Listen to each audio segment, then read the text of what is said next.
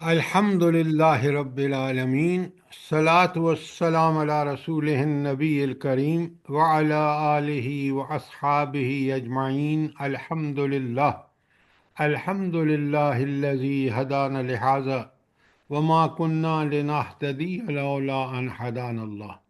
رب اشرح لی صدری ویسر لی امری واحلل عقدۃ من لسانی یفقہوا قولی۔ آمین یا رب العالمین۔ ہم نے سورہ شعراء شروع کر رکھی ہے، اور ہم نے جو پڑھ چکے ہیں وہ ہے آیت 9 تا آیت 68۔ 9 تا 68 کیا ہے بھلا؟ اس پوری ان آیات میں کیا ہے؟ جلدی بتائیں،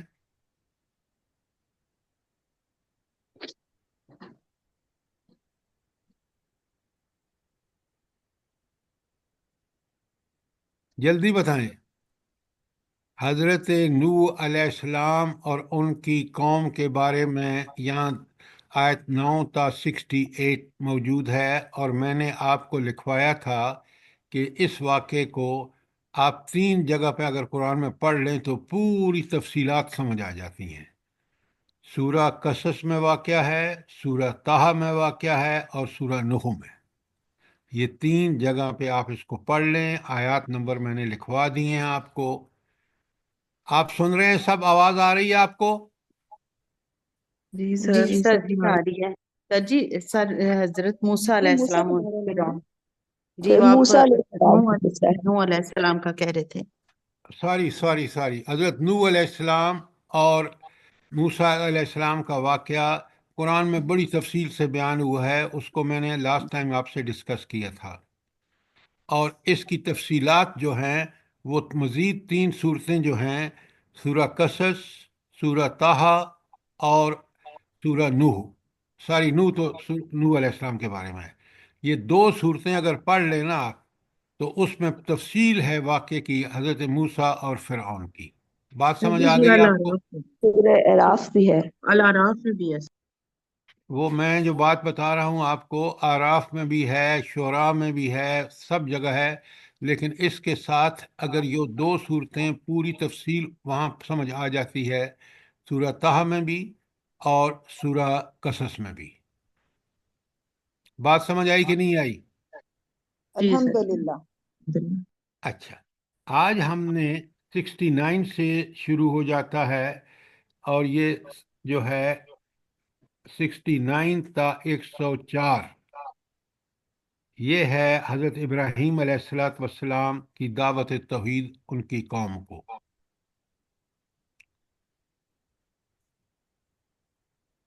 اچھا، اب آپ کو میں نے ایک ہینڈ آؤٹ بھیجا ہے، ابھی سب کو مل چکا ہے، اور وہ ہے سیرت ابراہیم۔ مل گیا آپ کو؟ جی سر جی۔ اچھا، اس پہ تو کل بات ہوگی، آپ ذرا ایک نظر دیکھ لیں گے۔ یہ تھوڑا سا مسئلہ ایک میں نے چیز کی ہے، جو ایک سوال آیا تھا، اس کا پیج 1 نکالے نا، نکال لیا آپ نے؟ جی جی ہاں۔ سر اچھا، اب آپ دیکھیں حضرت ابراہیم علیہ السلام کا قرآنی تعارف۔ باپ سے مکالمہ، گھر سے نکال دینے کی دھمکی، جلا وطنی۔ اس کے آگے جو صورتوں کا نمبر لکھے ہوئے ہیں، 19 مریم ہے، لکھ لیں، لکھتے جائیں۔ 19 مریم ہے، اور آیات ہیں 41 تا 48۔ پھر اس کے بعد سورہ شعراء ہے، 26 نمبر شعراء ہے جو آج ہم پڑھ رہے ہیں، آج 69 تا 83۔ اس کے بعد نمبر 2 قوم سے مباحثہ، 26 سورہ شعراء ہے، اور 29 عنکبوت ہے۔ اس کے بعد ہے عقلی دلیل سے نمرود کو لاجواب کر دیا۔ آگے لکھا ہوا ہے 2/258۔ یہ 2 کیا ہے بلا؟ کون سی صورت ہے؟ سورہ البقرہ۔ شاباش، سورہ البقرہ۔ اس کے نیچے ہے پھر بقرہ کی 260 ہے اور 6 الانعام ہے. لکھتے جائیں تاکہ آپ کو پھر بعد میں دقت نہ ہو. 6 کی 75 تا 83، 6 جو ہے الانعام ہے، 75 تا 83 آیات ہیں. اس کے بعد آپ دیکھیں 37 کی 83 تا 100، 37 صافات ہے، صافات. اور 21 کون سی ہے؟ 21 کی 51 تا 53، 21 الانبیاء ہے.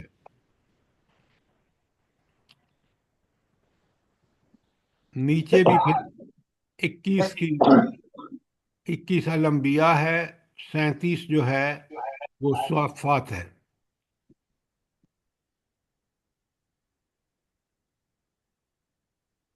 اس پیج سے آگے آپ دیکھ لیں تو صورتوں کے نام لکھے ہیں جو آپ فیملیئر ہیں. پیج نمبر 2 پہ دیکھ لیں، سب پہ جو ہے. آپ اس کو کل دیکھ لیں گے اور آج یہ پڑھتے ہیں تاکہ کل پھر آپ سے بات ہوگی اس ہینڈ آؤٹ پہ، کیونکہ ابراہیم علیہ السلام کی زندگی بڑی منفرد ہے. کیوں منفرد ہے بھلا؟ کیا خاص بات ہے حضرت ابراہیم کی زندگی میں؟ سر لوگوں کے مائک تو بند کروائیں، آواز تھوڑی سی بلر ہو رہی ہے. کس کا مائک کھلا ہے؟ یہ قمر جہان صاحب، آپ بند کریں مائک اپنا.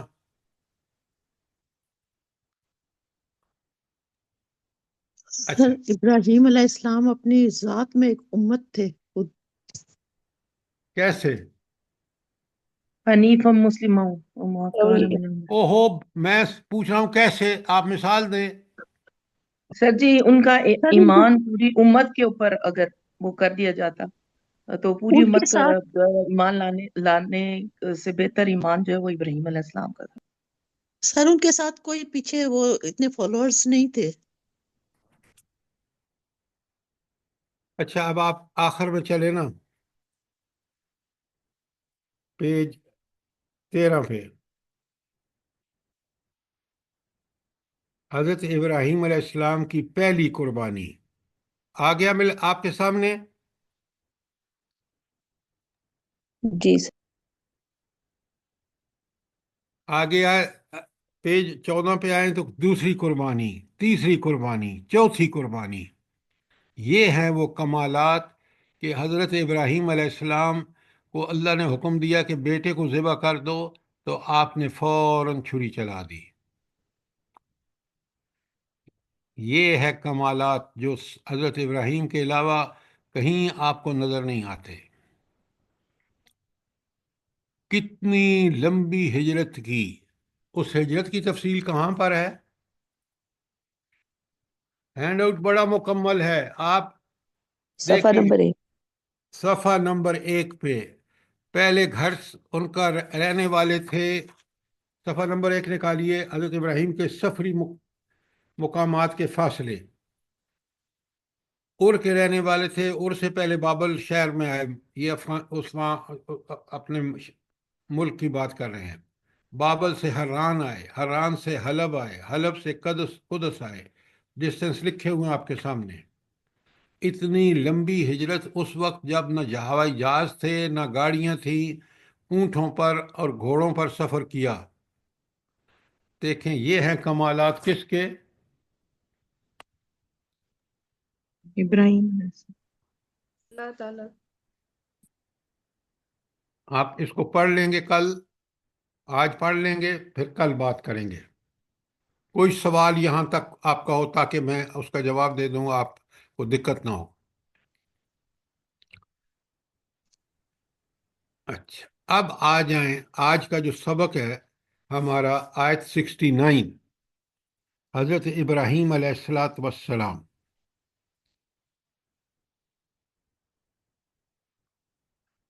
اللہ اپنے نبی سے کہتے ہیں وَاتْلُ عَلَيْهِمْ نَبَأَ ابراہیم، انہیں ابراہیم کا قصہ سناؤ. اچھا، قرآن قصے کہانیوں کی کتاب نہیں ہے، کیونکہ قصے اور کہانیاں بہترین ذریعہ ہیں لوگوں کو ہدایت کے حوالے سے، عبرت کے حوالے سے، معلومات کے حوالے سے. تو اللہ تعالیٰ فرماتے ہیں ذرا حضرت ابراہیم علیہ السلام کا قصہ ان کو سناؤ. کیوں؟ اس قصے کی بڑی ساری ہدایات ہیں اس میں، کس طرح حضرت ابراہیم اسلام کا گھر پیدا ہوئے، کس کے؟ بت پرست کے۔ اور دیکھیں، ذرا غور سے سنیں تو اللہ فرماتے ہیں کہ ذرا ان کو حضرت ابراہیم کا قصہ سناؤ، کیونکہ اس قصے کے اندر بڑی سارے اسباق ہیں سیکھنے کے لیے، بڑی عبرتیں ہیں۔ یہ تھی 69 اور 70 میں فرمایا بسم اللہ الرحمن الرحیم اذ قال لأبیہ وقومہ ما تعبدون، جب انہوں نے اپنے باپ اور اپنی قوم سے کہا تھا کہ کیا چیزیں ہیں جس کو کی تم عبادت کرتے ہو، جس کو تم پوجتے ہو۔ قوم کیا تھی بلا؟ حضرت ابراہیم کی قوم بت پرست تھی۔ مشرک تھی۔ اچھا، اب دیکھیں اللہ کی شانیں دیکھیں، اس قوم کے اندر ابراہیم علیہ الصلاۃ والسلام پیدا ہوئے، اور اتنے ذہین، اور اللہ تعالیٰ کا نبی کت درجے کا ایمان ہے اس کا، ذرا غور کریں تو آپ اپنے ان بندوں سے کہتے ہیں، اپنی قوم سے بھی اور اپنے باپ سے بھی، جیسا کہ اس آیت میں ہے کہ بھئی یہ تم مجھے بتاؤ تو صحیح، یہ ان بتوں کی عبادت کیوں کرتے ہو؟ اچھا پہلے تو مجھے یہ بتائیں کہ عبادت کس کی کرنی چاہیے، تاکہ آپ جی صرف اللہ کی۔ کس کی؟ ربکم الذی خلقکم الذی، ہاں، وہ ہستی جس کے پاس ساری قدرتیں ہیں، عبادت اس سے درخواستیں کرتے ہیں، اس سے امیدیں رکھتے ہیں، اور وہ ہستی ہونی چاہیے جو ان سب کو پورا کرنے کا اس کے پاس قدرت اختیار ہو۔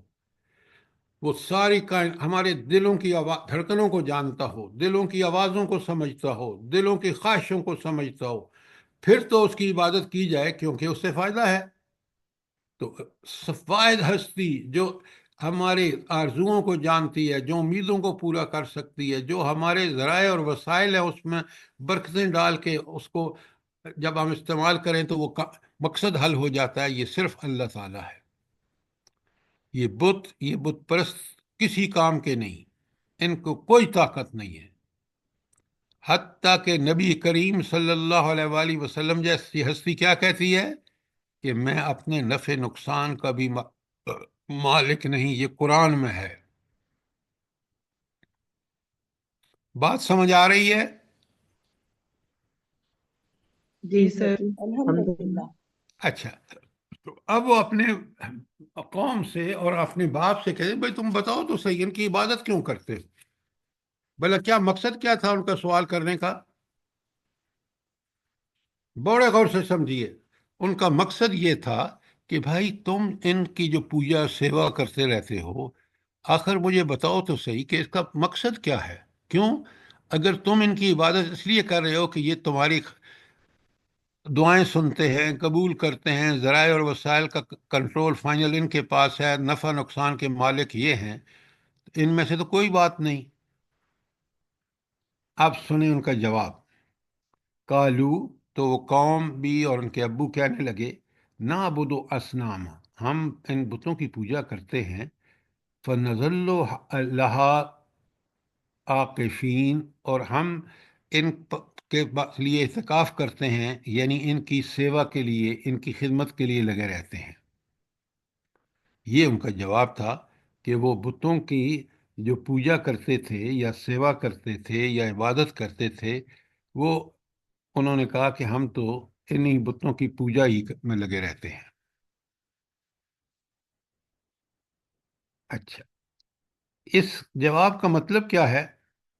انہوں نے اپنے ماں باپ کو دیکھا یہ کرتے ہوئے، انہوں نے بھی وہی کرنا شروع کر دیا۔ عقل کو انہوں نے اللہ نے عقل دی ہے نا کہ بھائی آخر میں بتوں کی پوجا کیوں کر رہا ہوں۔ آپ اپنے معاشرے میں دیکھ لیں، پیروں کے بارے میں یہ خیال رکھنا نعوذ باللہ کہ ان کو تو ہماری ہر حالت کا پتہ ہے، چاہے وہ کتنی دور ہوں، ان کو کخ بھی پتہ نہیں ہے۔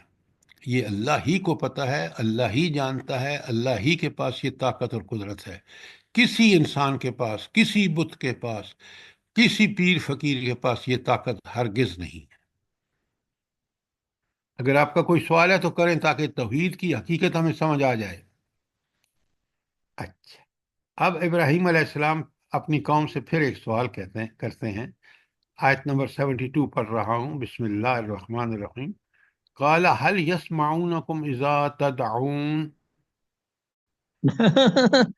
کیا کیا کیا بات ہے۔ ذرا مائک بند رکھیں۔ اچھا، فرمایا اب حضرت ابراہیم نے پوچھا کہ یہ تمہاری بات سنتے ہیں جب تم انہیں پکارتے ہو؟ یہ الہ کی بڑی خاص کے سمیع بصیر ہوتا ہے اللہ تعالی۔ ہم اگر پکارے بھی نہیں تو دل میں ہے اس کو بھی اللہ جانتا ہے۔ تو آپ حضرت ابراہیم ان سے پوچھتے ہیں اپنی قوم سے کہ یار یہ جو تم بتوں کی پوجا کرتے ہو کیا یہ سنتے ہیں جب تم ان سے دعائیں مانگتے ہو؟ او ینفعونکم، یا تمہیں نفع پہنچاتے ہیں، او یضرون، یا تمہیں نقصان پہنچاتے ہیں۔ یعنی یہ کسی نفع نقصان کے مالک ہیں کہ وہ تمہیں نفع بھی پہنچائیں اور نقصان بھی پہنچائیں؟ کتنا چبھتے ہوئے سوال ہے، ذرا نوٹ کریں۔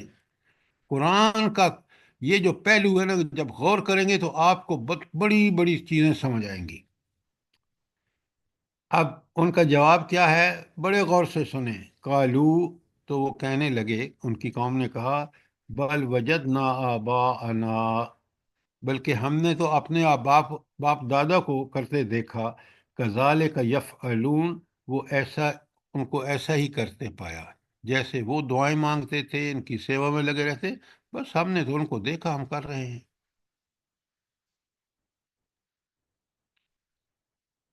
یہ ہے وہ سب سے بڑا جواز برائی کا کہ ہم نے باپ دادا کو کرتے دیکھا، ہم کر رہے ہیں۔ آپ دیکھ لیں سارے انبیاء کو لوگوں نے یہی کہا، جو منکر تھے نا، کہ بس جی ہم تو اپنے باپ دادا کی بات پہ چل رہے ہیں۔ اور آج بھی دیکھ لیں آپ کہ یہ کتنا بڑا فیکٹر ہے کہ لوگ جو ہیں وہ ان کی بری روایات جن کا کوئی سرا پیر نہیں ہے کرتے چلے جا رہے ہیں۔ جی سر، صحیح بات تو سنتے نہیں۔ تو آپ دیکھیں نا قرآن کتنا برحق ہے کہ کس طرح ہمیں گائیڈ کرتا ہے کہ حضرت ابراہیم کے واقعے کو دیکھو ذرا۔ آج 75 پہ آ جائیں۔ قال افرأیتم ما کنتم تعبدون، اس پر ابراہیم نے کہا، کبھی تم نے آنکھیں کھول کر ان چیزوں کو بھی دیکھا ہے جن کی بندگی تم کر رہے ہو؟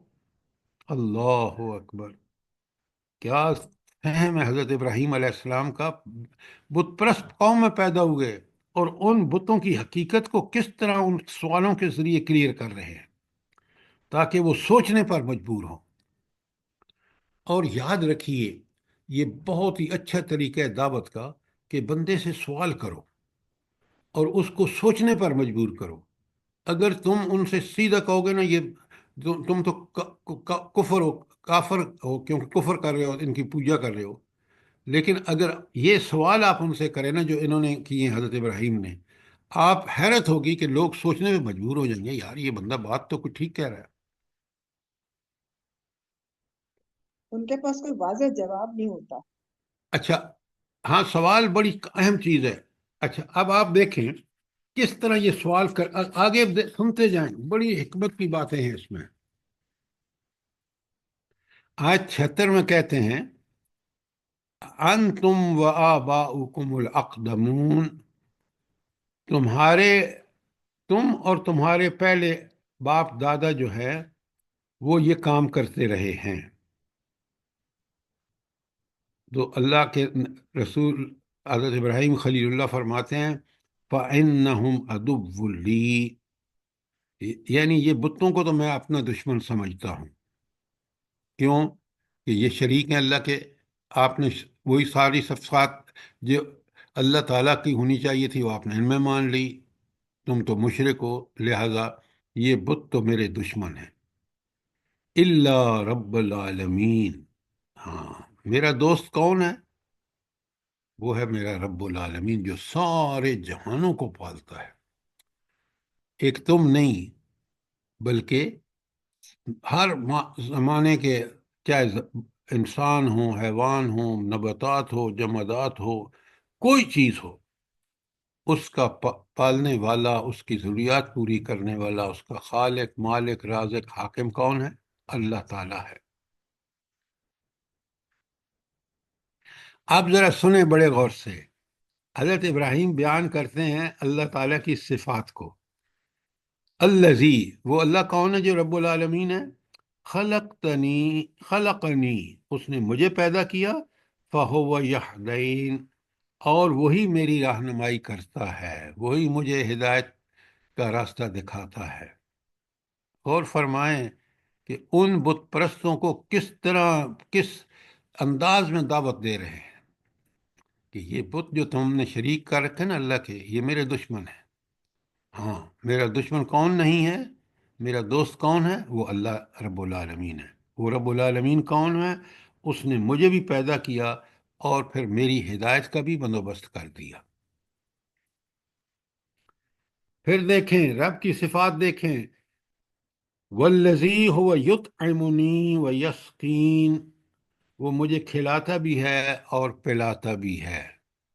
یہ ہے رب کی سب سے بڑی صفت کہ وہ انسان کو پالتا پوستا ہے۔ یہ اس آیت کا صحیح مفہوم ہے۔ تو ابراہیم علیہ السلام ان کو بتاتے ہیں تمہارے بتوں کا کوئی دخل نہیں ہے میرے کھلانے اور پلانے میں، مجھے کھلاتا بھی ہے اور پلاتا بھی ہے، اور وہ ہے میرا رب العالمین۔ کوئی سوال یہاں تک؟ دو تین پیج الفاظ کی آیات ہیں اور کتنا مفہوم گہرا ہے ان کا۔ قرآن کو سمجھ کے پڑھیں گے تو انشاءاللہ یہ دلائل ہیں کس کے؟ توحید کے۔ پھر فرمایا وَإِذَا مَرِضْتُ فَهُوَ يَشْفِينِ، اور جب میں بیمار ہو جاتا ہوں تو وہی مجھے شفا عطا فرماتا ہے۔ اللہ اکبر! یہ سارے احسان کس کے ہیں؟ اس اللہ رب، رب العالمین۔ رب ذات کے ہاں، وہ جو رب العالمین ہے۔ یہ صفات ہیں کتنی پیاری ہیں، آپ اور میں اس کا پوری طرح ادراک کر سکتے ہیں اگر غور و فکر کریں، اور غور و فکر ہمارے اوپر لازم ہے کیونکہ اللہ نے ہمیں دل، دماغ، سوچ، فکر، سماعت، بصارت دی ہے۔ پھر فرماتے ہیں سنیں والذی یمیتنی، وہی تو ہستی ہے جو مجھے موت دیتی ہے، ثم یحیین، اور پھر وہ مجھے دوبارہ زندگی بخشتی ہے۔ یہ ہے ان کافروں کو زبردست کہ تمہیں جن بتوں کے پیچھے بتاؤ ان میں سے کوئی ایک چیز جو وہ کر سکتے ہوں، اور میرا رب یہ سب چیزیں کرتا ہے، میں اپنے آنکھوں کے سامنے دیکھتا ہوں۔ اچھا ذرا غور کریں نا، اللہ تعالیٰ فرماتا ہے والذی یمیتنی، وہ ہے جو مجھے موت دیتا ہے، جو بالکل برحق ہے۔ میں اور آپ خود دیکھ سکتے ہیں کہ ہم مریں گے تو اس کے حکم سے مریں گے، لیکن اگلی بات جو ہے نا ثم یحیین، پھر وہ مجھے زندہ کرے گا۔ یہ زندہ کرے گا کا مطلب کیا ہے؟ وہ مجھ سے حساب بھی لے گا۔ اللہ کے بندو تم کیا کر رہے ہو؟ سوچو کہ اس رب کے ساتھ تمہارا معاملہ ہے جس نے تمہیں پیدا فرمایا، جو تمہیں موت دے گا اور پھر تمہیں ثم یحیین، پھر تمہیں زندہ کر کے اپنے سامنے لا کے اب سارا حساب لے گا تم سے۔ دیکھیں کتنی بڑی حضرت ابراہیم علیہ السلام اپنی قوم اور اپنے باپ کو حقیقت بتا رہے ہیں۔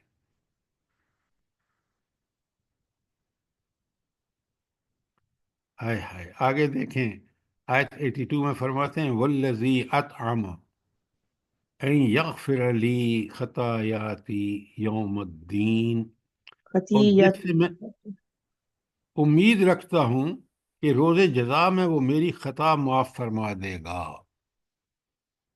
کہ یہ امیدیں کس سے وابستہ ہوتی ہیں کہ میری خطائیں معاف کرے گا؟ کون معاف کر سکتا ہے؟ اللہ رب العالمین۔ لا ہاں، یغفر الذنوب الا لا یغفر الذنوب الا انت۔ کیا بات ہے، کیا ایمان کی باتیں ہیں۔ میں نے آپ سے گزارش کی ہے نا، چند الفاظ کی آیت ہے اور سمندر ہے معنی کا۔ سر یہ عقیدہ آخرت پر دلیل بھی ہو گئی ہے نا یہاں پر۔ بالکل دلیل ہے، بالکل قرآن انہی چیزوں کو تو دلیل کے طور پر ہمارے سامنے رکھ رہا ہے۔ اچھا اب آیت نمبر جو 83 ہے نا، یہ ہجرت کے وقت ابراہیم علیہ السلام کی دعا ہے. رب حب لی حکما والحقنی بالصالحین. تو دعا کیا کرتے ہیں، اے میرے رب مجھے حکم عطا کر اور مجھ کو صالحین میں سے ملا دے، مجھے صالحین سے ملا دے. یہ حکمن کا کیا مطلب ہے کہ مجھے حکم عطا کر؟ جلدی بتائیں. صحیح صحیح وقت پہ صحیح فیصلہ کرنے کی حکمت حکمت یا دانائی. صحیح فیصلے کرنے کی قوت. ہاں، یہ ہے اصل بات. اب کہ میں صحیح فیصلہ صحیح وقت پر کروں، یہ ایک انسان کی کامیابی کا راز ہے. کہ میں دیکھیں نا، ایک فیصلہ آپ وقت گزرنے کے بعد کرتے ہیں، کوئی فائدہ نہیں، وہ حکمت نہیں ہے. تو حکم یہ ہے کہ فیصلہ کرنا، اور فیصلہ بھی بر وقت کرنا، تاکہ اس مسئلے کو حل کیا جا سکے اس فیصلے کے نتیجے میں. یہ ہے حکم. کوئی سوال؟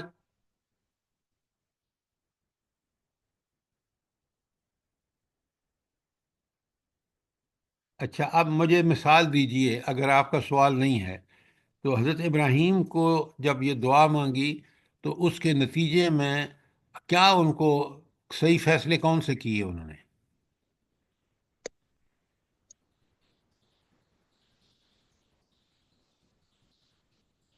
پہلے رب کی پہچان کی انہوں نے.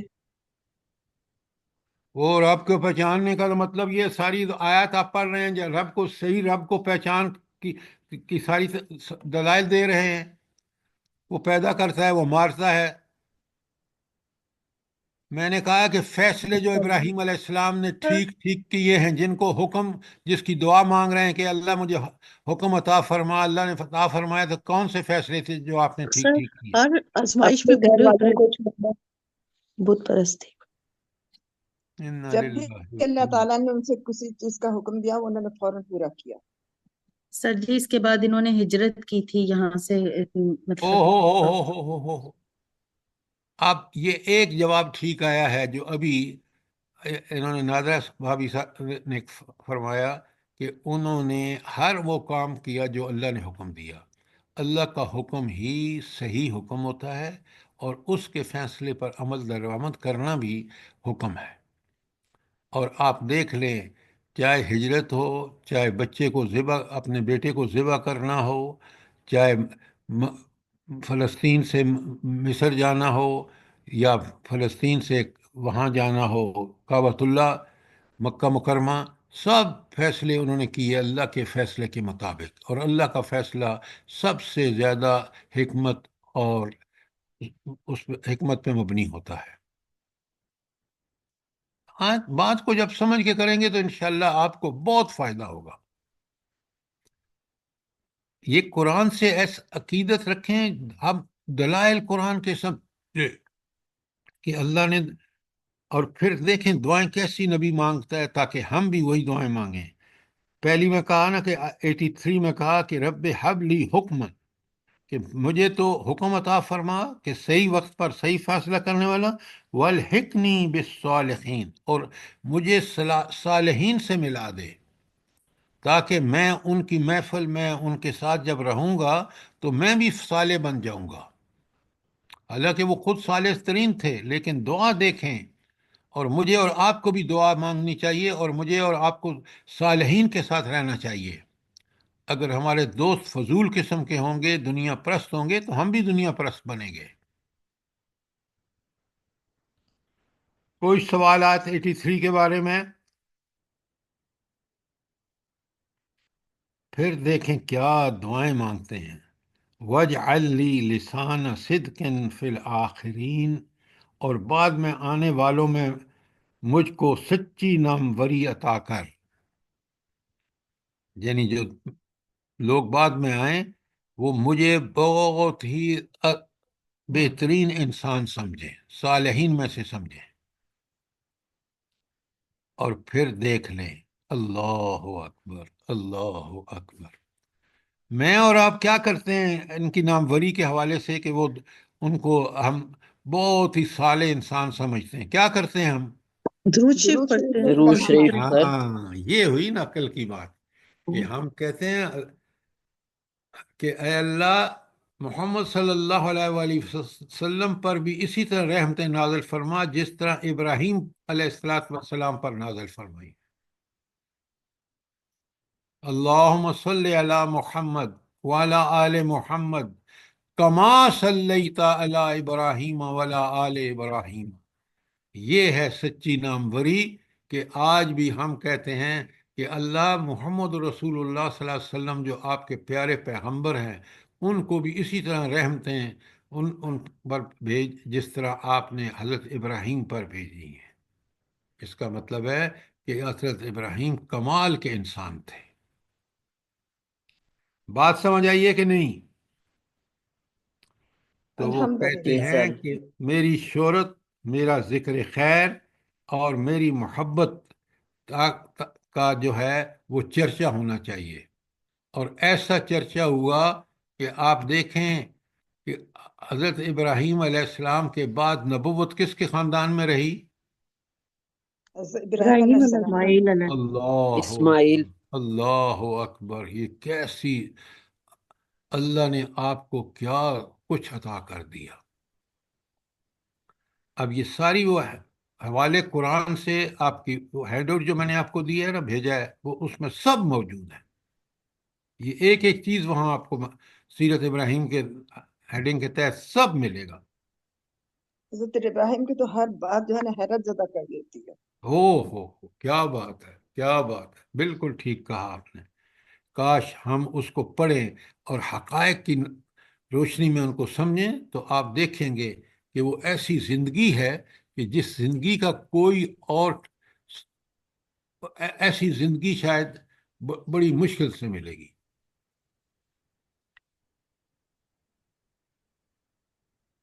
یہ تھی آیت 83 84۔ کوئی سوال؟ سر جی، اب پھر ان کے رتبے بھی کتنے بلند ہوئے کہ خلیل اللہ کہلائے گے کہ اللہ کا خود قرآن اللہ نے فرمایا، یہ بھی کمال کی بات ہے۔ وجعلنی من ذریت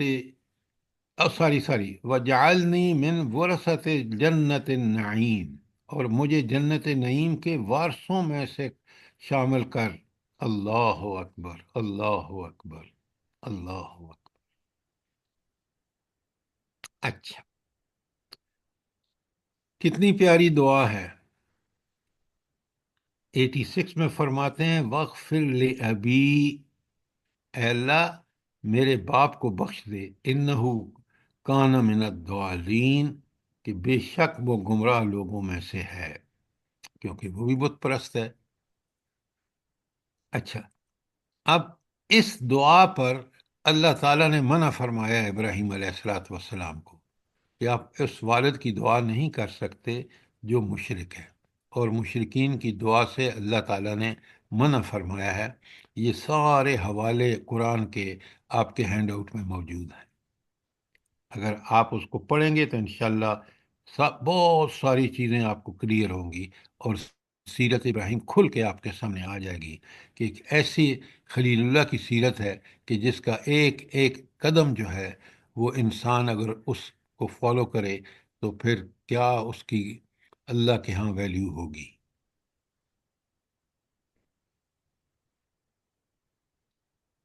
اچھا، آیت 87 میں اللہ تعالیٰ فرماتے ہیں وَلَا تُخْزِنِي يَوْمَ يُبْعَثُونَ، اور اللہ تعالیٰ سے دعا مانگ رہے ہیں ابراہیم علیہ السلام کہ مجھے اس دن رسوا نہ کر جب کہ تمام لوگ زندہ کر کے اٹھائے جائیں گے۔ یوم یبعثون، جب لوگ دوبارہ اٹھائے جائیں گے، حساب کتاب ہوگا، تو اے اللہ مجھے رسوا نہ کرنا۔ یہ دعائیں ہیں ابراہیم علیہ السلام کی۔ انہوں نے تو دنیا میں وہ کام کیے جو رب کو اتنے پسند ہیں کہ آپ خلیل اللہ بن گئے، لیکن انسان ہے نا نبی، کس طرح دعائیں مانگ رہا ہے، میرے اور آپ کے لیے بہت بڑی مثال ہے۔ کوئی بات، کوئی چیز کلیئر نہ ہوئی ہو؟ जी अल्लाह ताला ने फरमाया ना, व इब्राहिम अल्लज़ी वफ़ा, इब्राहिम ने वफा का हक अदा कर। क्या बात कही है आपने कि उसने तो वफादारी का हक अदा किया, लेकिन सच वो फिर हमने नूह इस्लाम का लेकिन फिर नूह भी इस्लाम देखिए का अल्लाह ताला से कैसी दुआएं मांग रहे हैं। रुखसाना साहिबा, आपका फोन माइक खुला हुआ है और आपकी बातें आने और जा रही हैं। क्या बात है इब्राहिम अलैहिस्सलाम की। आयत 88 में फरमाते हैं यौम ला यनफउ मालुम वला बनून, जब ना कोई माल काम आएगा और ना कोई औलाद कायम आएगी। बंदा धांधलियां किस लिए करता है दुनिया में, जल्दी बताएं। औलाद के माल लिए। कमाने ईमान के हासिल लिए। करने के औलाद के लिए। माल कमाने के लिए, और औलाद को इतना सारा दे के जाऊं कि उनको कोई मसला ना हो। ये उसका गलत ख्याल है रब से, उसका ताल्लुक नहीं है, इसलिए ये बात करता है। माल भी अल्लाह देता है, और हलाल माल हो तो वो बरकत वाला होता है। और औलाद को बारे में आपको फिक्रमंद होने की ज़रा भी ज़रूरत नहीं है। आप वो कुछ करिए जो अल्लाह ने आपको औलाद के बारे में करने को कहा है, बाकी अल्लाह पे छोड़ दीजिए। तो आखिरत में ये दोनों चीज़ें काम नहीं आएंगी जिसके लिए दुनिया में इंसान धांधलियां करता है। कितनी ज़बरदस्त की बात है। अल्लाह अकबर। तो अल्लाह ताला फरमा रहे हैं कि ये माल और औलाद आखिरत में कोई काम नहीं आएगी, इल्ला, हाँ, क्या चीज़ काम आएगी? बड़े गौर से सुने। मन आतल्लाह बिकल्बिन सलीम, तो जो शख्स कल्ब सलीम लेके आएगा वो फायदे में रहेगा आखिरत में। अब कल्ब, कल्ब सलीम और कल्ब मुनीब, और एक और क्या है कल्ब, तीन किस्म के दिल हैं। लिखें,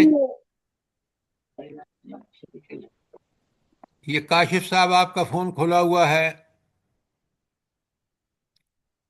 बड़ी प्यारी बात है यहाँ पे। वो क्या है कि आप कल्ब सलीम लेके जो शख्स क़यामत के दिन अल्लाह के सामने हाजिर होगा ना, अब पहले तो आप समझें कि दिल की तीन हालतें हैं। लिखें, कल्ब असीम, से असीम गुनाहगार दिल। कल्ब मुनीब, मुनीब का मतलब है बार बार अल्लाह की तरफ पलटने वाला। और कल्ब सलीम, वो दिल जो बिल्कुल सलामत हो, हर किस्म की नाफरमानी शिर्क वगैरह से पाक हो, उसको क्या कहते हैं? कल्ब सलीम।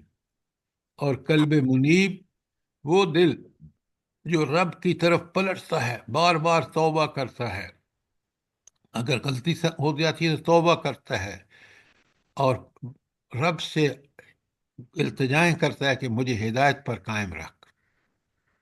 और कल्ब असीम गुनाहगार दिल होता है, उस शख्स का दिल है जो शैतान के पीछे चल रहा है, जो तागूत के पीछे चल रहा है, जैसे आज मुसलमान हुक्मरान और मुसलमान उम्मत चल रही है। बात सर ये समझ आई है कि तीसरा नहीं? जी तीसरा कौन सा था? कल्बे असीम गुनाहगार, असीब, अलफ से ठीक, या मी। जज़ाकल्लाह।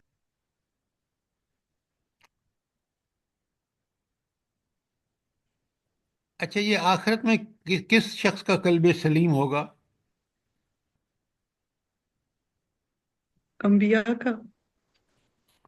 जो नफ्स से मुतमइन्ना बन जाएगा। ये हुई ना बात। उन्होंने तरबियत की अपने नफ्स को, वो असल हालत उसकी।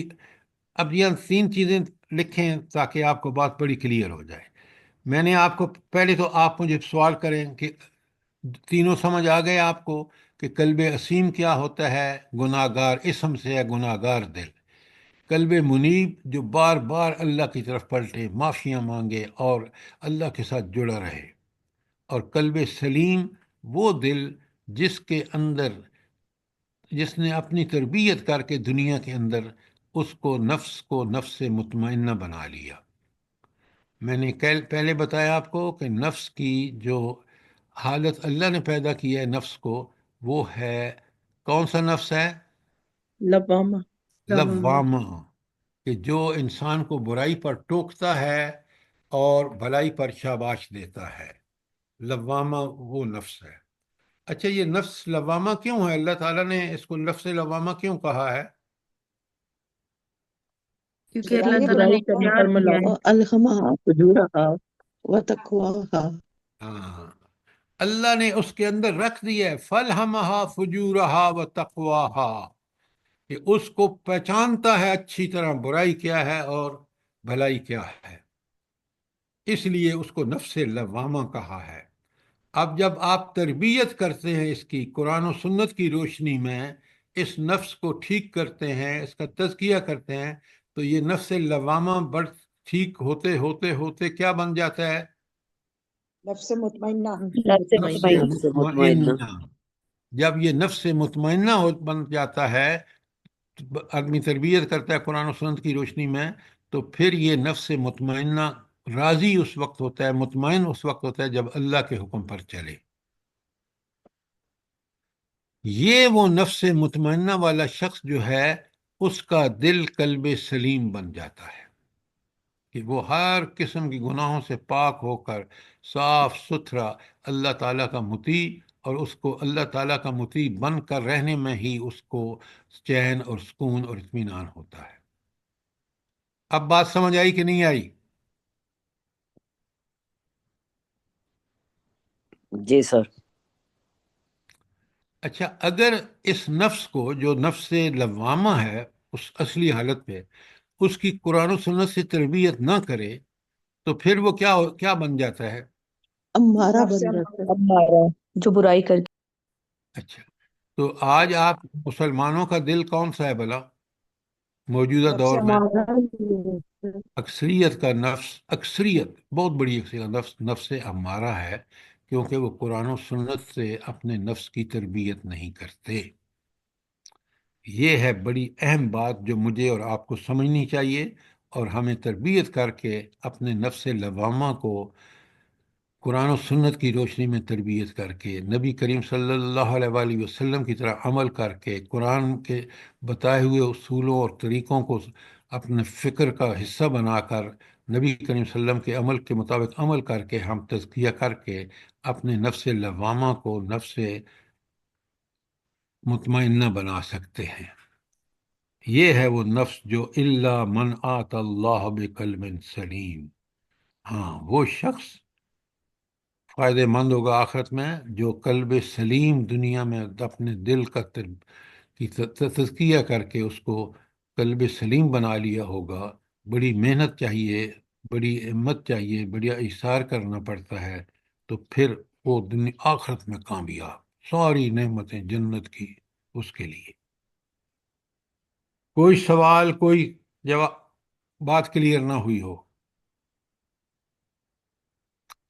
سر جی، یہ جو قلب منیب ہے جس شخص کا، وہ محنت کر کے اپنے اس قلب کو قلب سلیم بنا سکتا ہے نا؟ دیکھیے، انسان کو بار بار انبیاء نے بھی، قرآن نے بھی کہا کہ توبہ کیا ہے؟ اللہ تعالیٰ کی طرف رجوع کرنا، پلٹنا. اور استغفار کیا ہے؟ اللہ تعالیٰ سے اپنے گناہوں کی معافیاں مانگنا. تو توبہ استغفار کرنے والا شخص جو ہے، وہی دراصل اللہ تعالیٰ کی طرف پلٹ رہا ہے. یہ اس شخص کا قلب منیب ہے. اب جی اس قلب منیب کے حصول کے لیے کوشش کرتے کرتے کرتے یہ قلب سلیم بن جاتا ہے، کہ پھر برائی کو چھوڑ دیتا ہے، اللہ معاف کر دیتا ہے. اللہ کی فضل و کرم سے وہ اب اس کا دل جو ہے وہ برائیوں سے بالکل بچ جاتا ہے، نیکیوں پہ سبقت کرتا ہے. جب یہ کیفیت بڑی محنت کے بعد اس کو مل جاتی ہے، تو وہ اس کا نفس مطمئنہ بن جاتا ہے، اور اس کا قلب سلیم بن جاتا ہے. جی سر، سر یہ سلیم کا لفظ جو ہے یہ قرآن پاک میں آیا ہے؟ ویسے مطمئنہ کا تو آیا ہے، سلیم قلب کا لفظ جو سلیم. ہے یہ. اچھا، آپ یہ آیت پڑھ رہی ہیں نہیں پڑھ رہی؟ آپ کے سامنے نہیں ہے 89 جس میں بقلب سلیم کا لفظ ہے؟ नहीं, मैं हम खोल कुरान लेती थोड़ा हूँ। ना जी 9 ये का इस आयत में है और ये कह रही है नहीं है। ये कुरान पढ़ने का कोई तरीका है कि आप उसके सामने आयत मौजूद है? है सर, है सामने, इन्होंने देखी नहीं है। अच्छा, सलीम का मतलब ये है सलामत। किससे सलामत? गुनाहों से बचा हुआ, हर किस्म की बुराइयों से बचा हुआ, और अल्लाह के लिए बिल्कुल शिरक से बचा हुआ। वो सलीम है कि सलामत है हर बुराई से, हर शिरक से, हर कमजोरी से। अब बात समझ आई है कि नहीं आई? अच्छा सर जी, अल्लाह ताला को जी सर। कल्बे मुनीब ज्यादा पसंद होगा कि हम हर वक्त अल्लाह ताला से फिर भी बेशक जो भी नेकी भी करते हैं तब भी अल्लाह ताला की तरफ रुजू करें, अपने फिर भी इस्तगफार करते रहें, तो अल्लाह ताला को ज्यादा पसंद होगा। ये जो आप बात फरमा रही हैं, मुझे ये बताएं कि दुनिया में इंसान, ये बातें अच्छी तरह समझें। दुनिया में जब हम इस वक्त मौजूद हैं, हर इंसान को अल्लाह ताला ने दोनों रास्ते सुझा दिए हैं, नेकी का भी और बुराई का भी। हमारे अंदर रख दिया फितरत के अंदर, फलहमहा फुजूरहा व तकवाहा। पैदाइश के वक्त हर इंसान को अल्लाह ताला ने ये सिफत उसके अंदर रख दी कि बुराई को भी अच्छा समझता है, सारी बुराई को बुरा समझता है और भलाई को अच्छा समझता है। ये है फलहमहा फुजूरहा व तकवाहा का मतलब। अब उसके बाद ये तो इंटरनल बंदोबस्त कर दिया अल्लाह ताला ने, बातन में बंदे के रख दिया। और उसके बाद सबसे बड़ा करम अल्लाह का ये हुआ कि उसने इंसानों के लिए किताब भी नाजिल कर दी, और नबी सल्लल्लाहु अलैहि वसल्लम, अंबिया पहले आए, उसके बाद आखिरी नबी आखिरी नबी मोहम्मद रसूलुल्लाह सल्लल्लाहु अलैहि वसल्लम को भेज दिया, ताकि इंसान को उस किताब में उसूल और नबी सल्लल्लाहु अलैहि वसल्लम का अमल जो है, किताब और सुन्नत जो है, उस पर कायम हो जाएगा पूरी तरह। तो जब कायम हो जाएगा तो पलटेगा का मतलब है कि इन पर अगर गलती हो गई है तो माफ़िया मांगेगा, और जब गलती को दुरुस्त कर लेगा, अमल अपना ठीक कर लेगा, तो उसका दिल कल्ब सलीम बन जाएगा और उसका नफ्स नफ्स मुतमइन्ना बन जाएगा। बात समझ आई है कि नहीं? जी सर जी, आइए सर जी, अल्हम्दुलिल्लाह। इब्राहिम अलैहिस्सलाम के बारे में ये भी आता है ना, इन्ना इब्राहिम हलीमुन अव्वाहुम मुनीब। पहले जो मैं बात कर रहा हूं, प्लीज, ये जब आप ये बात करती हैं ना, वो बात आपकी ठीक है, लेकिन असल बात को हम छोड़ के हम एक और रास्ते पर निकल जाते हैं।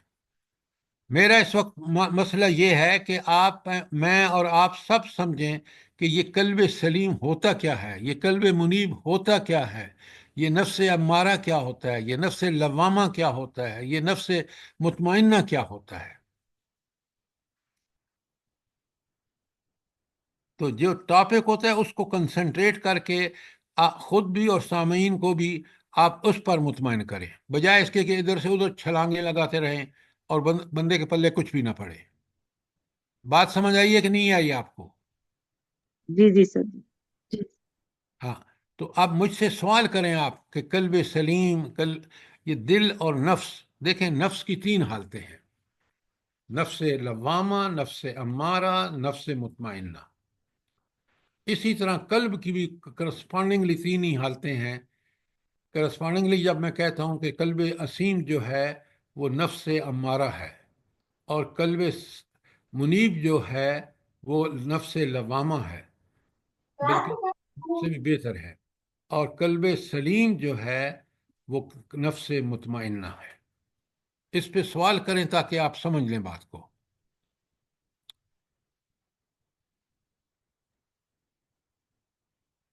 बात क्लियर है? अल्हम्दुलिल्लाह सर। अच्छा, अब आ जाइए कुरान का कमाल देखें। अब अल्लाह ताला आयत 90 में फरमाते हैं कि इंसान को ये किताब हिदायत है ना, कि ताकि इंसान हिदायत की तरफ लपके, पलटे। وَأُزْلِفَتِ الْجَنَّةُ لِلْمُتَّقِينَ، اس روز یعنی جب قیامت پر پا ہوگی، جنت پرہیزگاروں کے قریب لے آئی جائے گی۔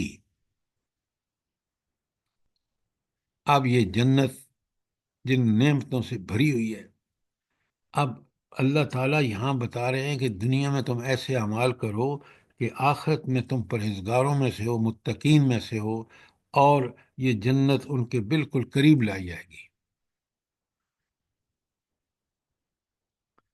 وَبُرِّزَتِ الْجَحِيمُ لِلْغَاوِينَ، اور گناہ گاروں یا بہکے ہوئے لوگوں کے سامنے جہنم کھول دی جائے گی۔ یہ جنت دائمی نعمتیں، ہمیشہ کی زندگی، کوئی موت نہیں، اور جہنم ہمیشہ کا عذاب جہنم کا۔ اب پوری میرے دل میں اگر میں قرآن سے پوری طرح جنت کی نعمتوں اور اللہ کے احسانات کو سمجھوں اور جہنم کی ہولناکیوں کو سمجھوں، تو آپ یقین مانیں یہ دو آیتیں مجھے ہمیشہ اس بات کی تلقین اللہ تعالیٰ کی طرف سے موجود رہے گی، تاکید کہ میں جنتی بنوں۔ جنتی بننے کے لیے دنیا میں اللہ نے جس فطرت پہ بنایا ہے، اس کے بعد جو نبیاں انبیاء کی دعوت ہے قرآن و سنت کی، اس کو میں قبول کر کے زندگی گزاروں، یہ ہدایت پر ہوگا، یہ جنت میں جائے گا۔ اور اگر اس نے اللہ کی نعمت کا انکار کیا، دنیا میں نبی کا قرآن اور سنت سے غافل رہا، تو یہ وہ شخص ہوگا جو جہنم میں جائے گا۔ اب اللہ نے مجھے اختیار دے دیا ہے کہ میں چاہوں تو دنیا میں جنت کما لوں، اور چاہوں تو انکار کر کے اللہ کی دعوت کا، انبیاء کی دعوت کا، میں دوزخ کا مستحق بن جاؤں۔ اب اس اختیار کے استعمال کا، ٹھیک ٹھیک استعمال کا ہی انسان مکلف ہوگا آخرت میں۔ کوئی سوال، کوئی چیز کلیئر نہ ہوئی ہو، بہت اہم آیات ہیں، ہر آیت اہم ہے قرآن کی۔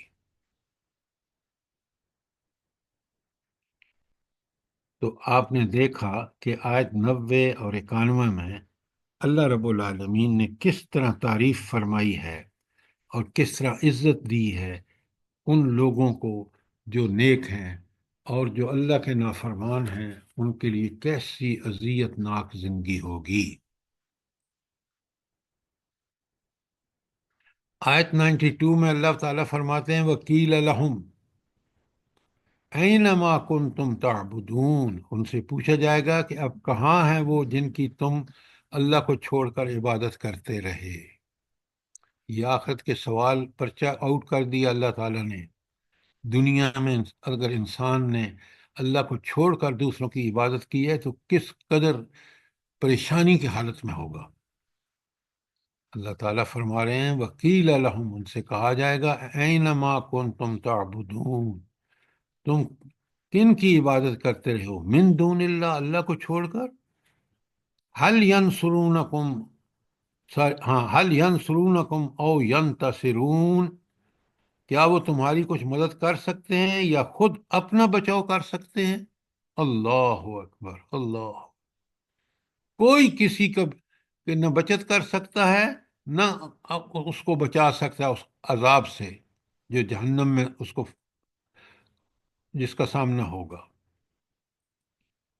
تو یہی شروع میں ابراہیم علیہ السلام نے یہی تو ان سے کہا تھا نا کہ بت تمہاری کوئی، جن کی تم عبادت کرتے ہو، کہ اس کی کوئی نفع نقصان کا اختیار رکھتے ہیں؟ اور یہاں بالکل کھول کے بتا دیا کہ جو لوگ اللہ کو چھوڑ کر دوسروں کی عبادت کرتے ہیں، وہ نہ تو کسی کی مدد کر سکتے ہیں، نہ خود اپنے آپ کو بچا سکتے ہیں۔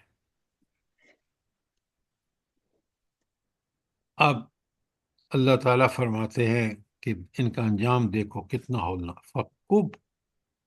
فَكُبْكِبُوا فِيهَا هُمْ وَالْغَاوُونَ، پھر وہ معبود اور جو بہکے ہوئے لوگ ہیں، اور اس کے ساتھ پھر کون ہوں گے؟ وَجُنُودِ إِبْلِيسَ أَجْمَعُونَ، اور ابلیس کے لشکر بھی سب کے سب جو ہیں وہ اس جمع کر کے جہنم میں جھونک دیے جائیں گے۔ قرآن بڑی تفصیل سے بیان کرتا ہے۔ دیکھیں، ایک تو جہنم کن کا ٹھکانہ ہوگا؟ وہ جو گمراہ تھے، وہ جو اللہ کے دین کے سے بھٹکے ہوئے تھے، اور پھر وہ جو شیطان کے پیچھے چل رہے تھے۔ اور آیت 6 میں فرمایا قالوا وہم فیہا یختصمون، وہاں یہ سب آپس میں جھگڑیں گے، اور یہ جو لوگ بہکے ہوئے دنیا میں تھے نا، اب ان کا جھگڑا شروع ہو گیا۔ وہ جھگڑا کیا ہے؟ دیکھیں، قرآن آخرت کے سارے مناظر ہمارے سامنے رکھ دیتا ہے۔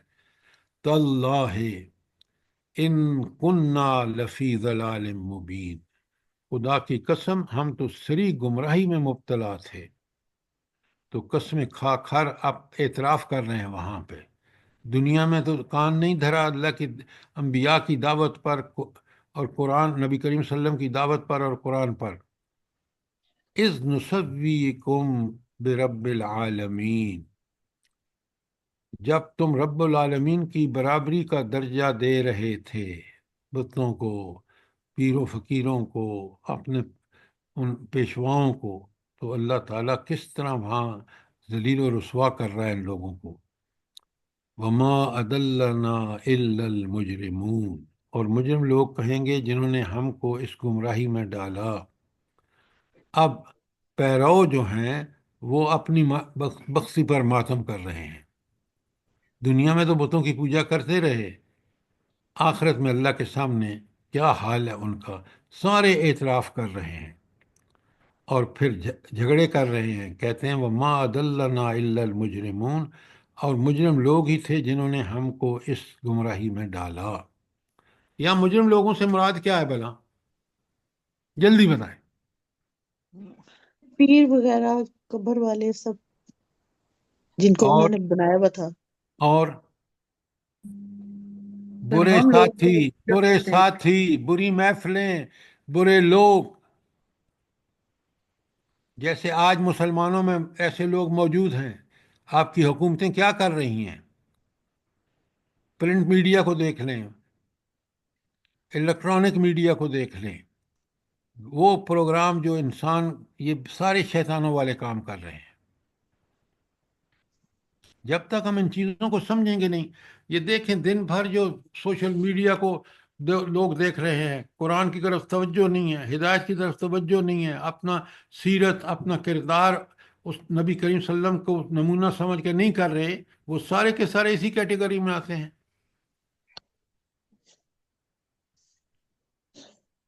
فما لنا من شافعین، کیا بات ہے! سورہ آیت 100 میں ہمارا کوئی سفارشی نہیں ہے۔ یہ کہاں کہہ رہے ہیں؟ آخرت میں، اور دنیا میں پتہ نہیں کس کس کو سفارشی بنا رکھا ہے۔ ذرا نوٹ تو فرمائیں، بات کو سمجھیں کہ اللہ تعالیٰ کے ہاں جھگڑے کر رہے ہیں اور اعترافات بھی کر رہے ہیں، مان بھی رہے ہیں کہ آج کہتے ہیں ہمارا کوئی اور دنیا میں کہتے تھے وہ جی فلاں پیر چھڑا لے گا، فلاں نبی چھڑا لے گا، فلاں موسیٰ علیہ السلام، عیسیٰ علیہ السلام کو اللہ کا بیٹا سمجھ لو تو سارے گناہ معاف، نعوذ باللہ۔ آپ پڑھیں سورہ مائدہ کے آخر میں کہ اللہ تعالیٰ کس طرح قیامت کے دن حضرت عیسیٰ علیہ السلام سے سوال کر رہے ہیں کہ کیا تو نے ان کو کہا تھا کہ یہ کرو؟ بہت کیئرفلی قرآن پڑھیں، بڑی اس میں ایسی ایسی حقیقتیں منکشف ہوتی ہیں کہ انسان دنگ رہ جاتا ہے۔ اب وہ پتہ کیا کہہ رہے ہیں؟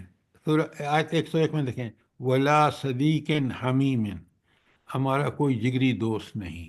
وہ دنیا میں سارے جو جگری دوست شیطان تھے نا، انسان اور جن، وہ سب بھاگ گئے۔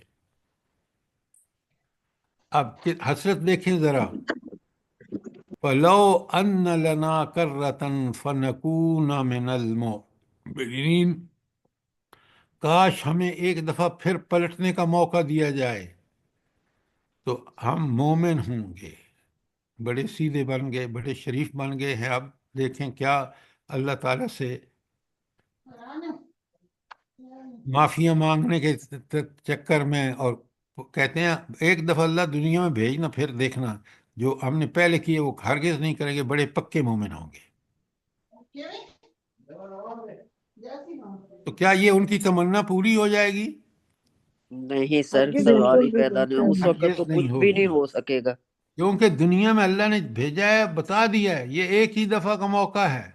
یہاں چاہو نیک منو، چاہو، تمہیں آزادی ہے، اختیار ہے اس بات کا، لیکن اس کے بعد جب موت آ جائے گی تو پھر فیصلہ سارا وہی ہوگا جو دنیا میں آپ نے کرتوت کیے ہیں۔ نیک کام کیے ہیں تو جنت، برے کام کیے ہیں تو جہنم۔ اور اب وہاں آپ دیکھیں ان کافروں کو کس طرح اللہ کے درمیان، اللہ کے سامنے ایسی ایسی باتیں کر رہے ہیں جن کا کوئی وجود نہیں ہے کہ ہمیں بھیج تو صحیح۔ اچھا، دوسری جگہ اللہ تعالیٰ فرماتے ہیں اگر ان کو بھیج دیا جائے پھر وہی کریں گے۔ جی سر، اچھا،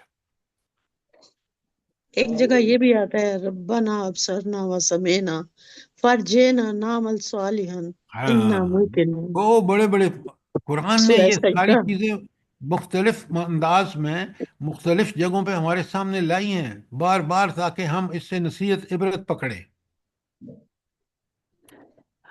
ٹائم ختم ہو گیا ہے، اور آج ہم آیت 102 پر رک جاتے ہیں، اور پھر کل شروع کریں گے 103 سے۔ کل انشاءاللہ انشاءاللہ سر۔ سیرت کی کلاس ہوگی، جی، کل انشاءاللہ سیرت کی کلاس ہوگی۔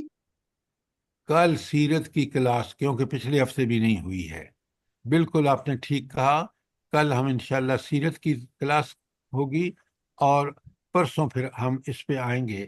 لیکن آپ اس دوران سیرت ابراہیم کا جو ہینڈ آؤٹ میں نے آپ کو بھیجا ہے اس کو پڑھ لیں گے، اور اگر کوئی سوال ہے تو پوچھ لیں گے، کیونکہ میں اس کو کراؤں گا نہیں، آپ نے خود پڑھنا ہے۔